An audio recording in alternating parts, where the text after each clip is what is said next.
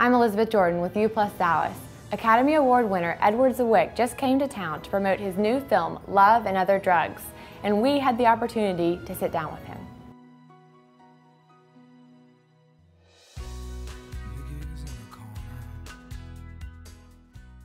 You say repeatedly in production notes that you pushed Gyllenhaal and Hathaway to new depths. You know, it's funny. Sometimes the hardest thing for an actor to do is to reveal parts of themselves that are uniquely themselves, and as opposed to only being in a character. And I think for each of them was an opportunity to reveal things. And that's the best for a director, when you have that opportunity to be the midwife to that. You don't create it, but you bring it out. What made you go back to romantic comedy? To me, it's one of the great genres, whether it was Shampoo or broadcast news or some of the great movies of our times. And I wanted to do something that's more complex in the genre.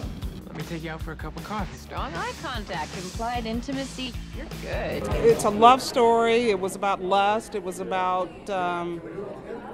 people just really meeting each other's deepest needs and people just having fun. So that's what I really enjoyed about it. Brilliant.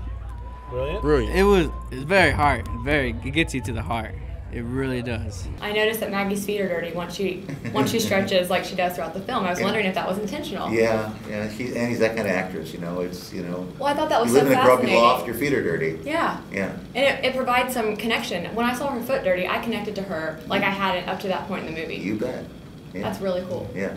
You think that sort of that night they spend together, when it sort of goes from afternoon to night to morning, that's a not rare opportunity in a movie to give that sense of time and real time spent together and just talk. In my experience, when two young people get together and they're really involved and attracted to each other, they spend a lot of time naked in bed. And we wanted to give that the same level of authenticity as the drugs or the disease or anything else. And that moment in the culture when suddenly there was a pill to fix everything, juxtaposed to a situation with somebody's life where it couldn't be fixed, was a very striking juxtaposition. And also, particularly for a young woman, you know, someone's youth and beauty fades too quickly anyway. And to see that ratcheted up and to show this person trying to adapt and compensate even by almost putting her sexuality forward as a hedge against intimacy, as a way to even avoid intimacy. It felt to be a very strong situation and a way to talk about life and ephemera and that moment that love happens that's not necessarily the moment that you plan or even want to have happen. It seemed to be the right choice. She rejected you. That's why you want her. I need you. I'm gonna need you more. Heartfelt. It was touching. Right.